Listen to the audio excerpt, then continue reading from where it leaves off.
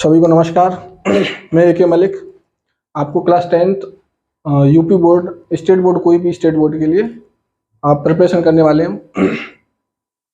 आज हम करेंगे कि कैसे सवाल हमारे क्वेश्चन पेपर में आते हैं। जैसे कि अभी 2022-23 के अभी एग्जाम आएंगे हमारे, तो उनके क्वेश्चन जैसे जैसे बनते हैं हमारे, कुछ क्वेश्चन करेंगे अभी। तो करते हैं शुरू। जैसे पहला क्वेश्चन है हमारे पास, ये क्वेश्चन हमारा 1 नंबर में आएगा।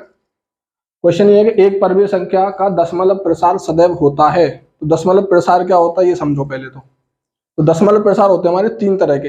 एक तो वो कि कहीं जाके कोई नंबर जो दशमलव रुक जाता है, यहीं पे खत्म हो जाता है, ठीक, इसकी अब आवृत्ति नहीं होती आगे।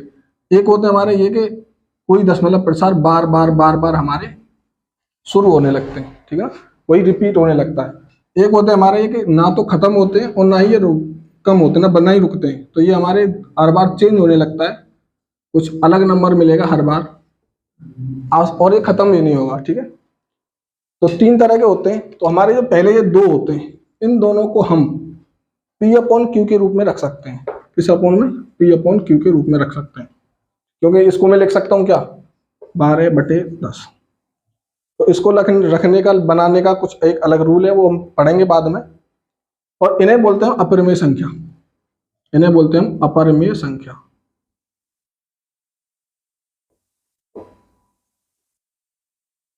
तो P/Q के रूप में जिन्हें रख सकते हैं वो होती है हमारी परिमेय संख्या, यानी इन दोनों को हम रख सकते हैं P/Q के रूप में। तो इसलिए हमारे ये क्या हो गए, परिमेय संख्या हो गए। और परिमेय संख्या का दशमलव प्रसार कैसा कैसा हो सकता है, शांत भी हो सकता है, यानी यहीं पर रुक जाते हैं, ठीक, और हमारा अशांत भी हो सकता है और आगे तक ये चलते रहते हैं, ठीक है। तो शांत अशांत में यही, यानी दोनों ऑप्शन सही है हमारे, उपयुक्त दोनों, यानी पहले दोनों हमारे सही हो जाएंगे, ठीक। अगला क्वेश्चन देखते हैं। अगला क्वेश्चन है तुम्हारा, एक शून्येतर परिमेय संख्या और एक अपरिमेय संख्या का गुणनफल होता है। शून्येतर का मतलब क्या होता है पहले ये समझो।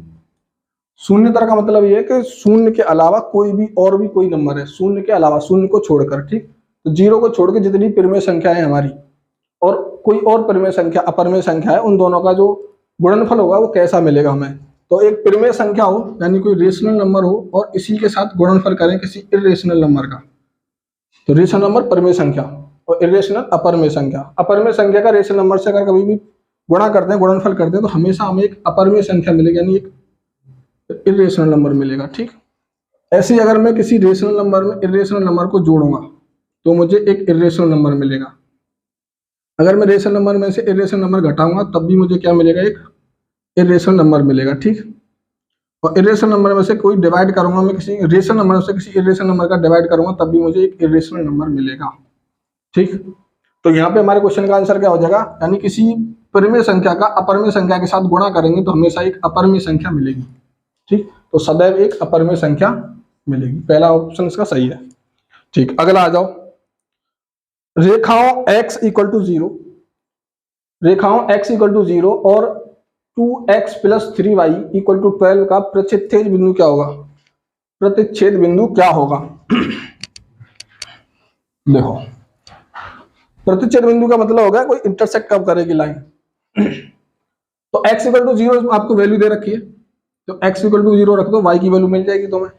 तो किसी बिंदु के जो है x और y 2 कोऑर्डिनेट होते हैं, x, y होते हैं ना। तो x की वैल्यू तो 0 दे रखी है, तो जो 0 0 है सब जगह, एक 0 यहाँ, x की जगह 0 एक यहाँ, यानी 2 ऑप्शन है, इन दोनों को ही कलेक्ट कर देंगे पहले से। तो x = 0 या पुट कर देंगे, हमें दे रखा है 2x + 3y = 12।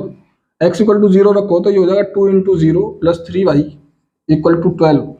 और 0 को 2 से करो, ये 0 हो गया, यानी ये खत्म ही हो गया, बचा क्या 3y = 12। 3 से 12 को काट दोगे, y = बचे क्या 4। तो y की वैल्यू कितनी आ गई आपके पास 4। तो x = हो गया 0 और y = हो गया 4। तो यानी हमारे कोऑर्डिनेट बचे 0, 4। ऑप्शन हमारा जो है दूसरा सही हो गया, ठीक। आगे आ जाओ। अगला क्वेश्चन है आपका, वह सबसे बड़ी संख्या जिससे 70 और 125 को विभाजित करने पर क्रमशः क्षेत्रफल, शेषफल 5 और 8 प्राप्त होता है। तो देखो, कोई भी संख्या दे रखी है आपको, जब भी शेषफल के दे रखे हो कि ये किसी संख्या से डिवाइड करने पर कोई शेषफल मिलते, तो उनमें क्या करोगे, जो भी हमें नंबर दे रखे हैं, शेषफल दे रखे हैं, उन्हें सबसे पहले घटाओगे, यानी कि 70 से पहले माइनस करोगे आप, 5 से 7 घटाओगे तो बचे कितने, 65। ठीक, 70 से 5 शेष वाले 5 बच रहे हैं तो 5 घटाओगे, 125 से आपको 8 मिल रहे हैं तो 125 से 8 माइनस करोगे। ठीक, तो 125 से 8 माइनस करोगे तो यहाँ बचेंगे 117।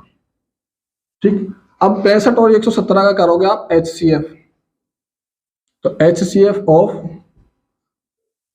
65 और 117, इसका आंसर होगा आपका HCF जब निकालोगे तो होगा 13, यानी कि 13 से जब मैं भाग दूंगा तो शेषफल मिलेगा 0, और मैं इन्हीं में अगर मैं एक 5 जोड़ दूं तो इसमें 8 जोड़ दूं, शेषफल हमें 5 और 8 मिलेंगे। ठीक, तो ऑप्शन हमारा कौन सा हो गया, पहला ऑप्शन सही हो गया। ठीक, अगला क्वेश्चन आ जाओ। समीकरण 2x plus ay equal to 1, 3x minus 5y equal to 7 का कोई भी हल नहीं होगा, कोई भी हल नहीं होगा। इसका मतलब क्या, भी देखो, जब भी दो इक्वेशन दे रखी हूं, ठीक, कोई भी दो इक्वेशन दे रखी हूं, लीनियर पेयर इक्वेशन है, ठीक, तो हमें ये पता होता है कि दो इक्वेशन में कोई भी हल तब नहीं मिलता जब दोनों लाइन पैरेलल हो, ठीक है ना, दोनों लाइन समानांतर हो। और इसके लिए हमें रेशियो पता होना चाहिए कि A1 upon A2 is equal to होना चाहिए B1 अपॉन B2 के, सबसे पहले ये बात।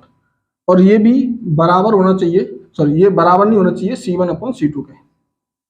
आइए C1 C2 A1 A2 ये कहाँ से आएंगे, तो हमें दो इक्वेशन जो दे रखी है उन्हें देखो, 2x plus ay equal to 1, 3x minus 5y equal to 7। यहाँ से अगर कंपेयर करोगे A1x प्लस B1y के साथ और इक्वल टू 1 को इधर ले आओगे तो ये प्लस C1 इक्वल टू 0, ये होती है एक लीनियर इक्वेशन। ठीक, तो यहाँ से -1 इक्वल टू 0, ऐसे ही यहाँ से करोगे -7 इक्वल टू 0। इसको कंपेयर करोगे आप A2x plus B2y plus C2 equal to 0। ठीक, तो A1 की वैल्यू यहाँ से मिलेगी हमें 2 बटे A2 की मिलेगी आपको 3, और ये बराबर होना चाहिए किसके, A अपॉन 5, ठीक है ना, A अपॉन -5। ऐसे करोगे C1 अपॉन C2, तो इस ये इक्वल नहीं होना चाहिए कि इसके 1/7 के। ठीक है, तो माइनस माइनस के होंगे, माइनस माइनस कट जाएगा।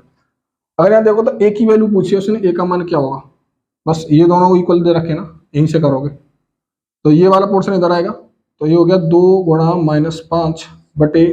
ठीक है, 5 दूनी 10 -10/3, तो A इक्वल टू कितना हो गया आपके पास, -10/3। ऑप्शन नंबर 3 आपका सही आंसर है। ठीक, आगे हाँ, अब देखते हैं हम छठवां क्वेश्चन आगे। तो द्विघात समीकरण 2x² - 4x + 3 = 0 के बारे में निम्न कथनों पर विचार कीजिए। तो 4 कथन दे रखे हैं आपको, वो देखो।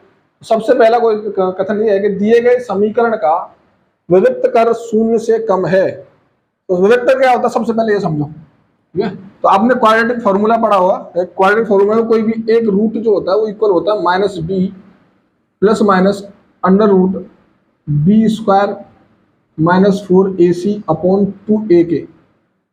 ठीक है, तो इसमें जो रूट के अंदर वाली जो वैल्यू है b² -4ac, ठीक है, इसको बोलते हैं डिस्क्रिमिनेंट, या फिर हिंदी बोले विविक्त कर। ये 0 से कम हो तो दिए गए समीकरण में का विविक्त कर 0 से कम होगा या ज्यादा होगा। तो ये चेक करने के लिए तो सबसे पहले देखो, यहाँ से b की और a की वैल्यू देखोगे तो x का जो कोएफिशिएंट है a के इक्वल होता है, और जो x का कोएफिशिएंट है b के, और c के बराबर हो गया 3। ठीक है, तो a की वैल्यू हो गई 2, b की होगी -4 और c की होगी तुम्हारी 3। ठीक, तो यहाँ वैल्यू पुट करोगे तो -4 का जब स्क्वायर करोगे तो ये होगा 16। ठीक, -4 इंटू a इक्वल टू 2 है, इंटू c इक्वल टू 3, तो 3 दूनी 6, 6 चौक 24, यानी वैल्यू मिलेगी तुम्हें 16 - 24, तो वैल्यू इक्वल टू कितने -8।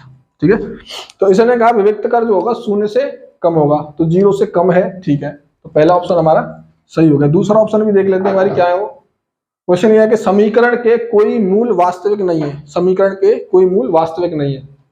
तो ऐसा हो नहीं सकता। देखो, जब वास्तविक मूल वास्तविक का मतलब क्या है, कोई भी एक रियल नंबर नहीं मिलेगा। ठीक है, तो ऐसा कब होगा, जब भी रूट, कोई भी रूट जो है, जब भी ये वैल्यू यानी b² -4ac जब भी 0 से कम होगी, 0 से कम होगी, ये वैल्यू 0 से कम होगी, तो हमें कोई भी रियल रूट नहीं मिलेगा, यानी सामान्य वास्तविक मूल मिलेगा ही नहीं। ठीक है, तो समीकरण के कोई मूल वास्तविक नहीं है, ये भी ऑप्शन हमारा सही लग रहा है इसमें। ठीक है, तो दिए गए समीकरण वेक्टर 0 से कम है। ठीक, समीकरण के कोई मूल वास्तविक नहीं है। ठीक, सही बात है। ये भी समीकरण का वेक्टर 0 है, तो ये गलत हो गया। ठीक। समीकरण के मूल वास्तविक हैं, ये भी गलत है। ठीक है, पीछे के दो गलत है, पहले दोनों सही हो रहे हैं तुम्हारे। ठीक है, आगे आ जाओ।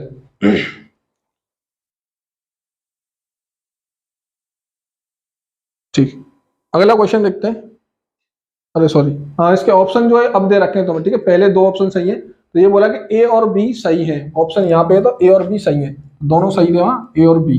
ठीक, चलो आगे देखो। चलो देखो अगला क्वेश्चन।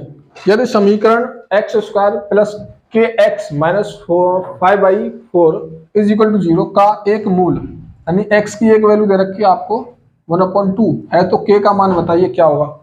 एक मूल जब दे रखा है आपको, तो इसको एक्स इक्वल टू दे रखा है, यानी कि मूल का मतलब है एक्स की वो वैल्यू जो इक्वेशन को 0 बना दे। तो एक्स की वैल्यू पुट कर दो यहाँ, तो 1/2 का स्क्वायर करोगे प्लस के एक्स बराबर 1/2 माइनस 5/4 इक्वल टू 0। तो यहाँ करोगे हो गया 1/4 plus k/2 minus equal to 0। यहाँ पे एलसीएम लोगे तो 4 आएगा। ठीक, तो ये 1 plus 2k minus 5 equal to 0। तो ये बन गया 2k, 4 इधर चले 0 में। ठीक है, 2k बन गया तो माइनस के 4 इक्वल टू 0। तो k इक्वल टू हो गया 4/2, 2 से 2 कट गई 2। ठीक है, तो ऑप्शन हमारा पहला क्वेश्चन। ठीक है, पहला ऑप्शन हमारा सही हो जाएगा। ठीक, अगला क्वेश्चन देखते हैं। एक बार वो क्वेश्चन दोबारा देख लो। कोई समीकरण अगर आपको दे रखा है, कोई समीकरण दे रखा है x square plus k x minus 5/4 equal to 0 का एक मूल अगर 1/, कोई एक मूल दे रखा हो कभी भी क्वाड्रेटिक इक्वेशन में, तो आपको मूल जो है एक्स के इक्वल रख देना है। ठीक, मूल को एक्स के इक्वल रखोगे, जैसे एक्स स्क्वायर दे रखा है तो मैंने एक्स की जगह 1/2 रखा, उसका स्क्वायर कर दिया, प्लस के इंटू एक्स, एक्स की जगह 1/2 रखा माइनस 5/4 इक्वल टू 0। बाकी आगे सॉल्यूशन है वो आप कर लेना। ठीक, अब देखते हैं अगला क्वेश्चन। दो त्रिभुज समरूप होते हैं। दो त्रिभुज कब समरूप होते हैं?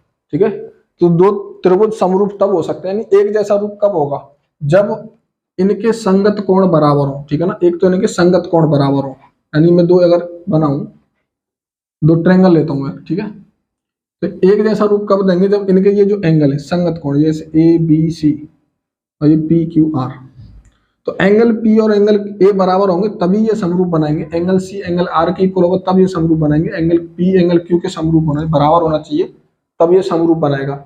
इसके अलावा जो संगत भुजाएं, ठीक है, ये भी एक ही अनुपात में होना चाहिए। ठीक है ना, ये भी एक अनुपात में होनी चाहिए, यानी ये इसकी वैल्यू अगर K है तो इसकी भी K ही होनी चाहिए। ठीक, वैल्यू अगर मान, जरूरी नहीं है कि ये 3 सेंटीमीटर ये भी 3 सेंटीमीटर होना चाहिए, लेकिन रेशियो इनका बराबर होना चाहिए। ठीक, तो इसमें ऑप्शन दूसरा हमारा तीसरा सही है, उपयुक्त दोनों। ठीक, अगला क्वेश्चन।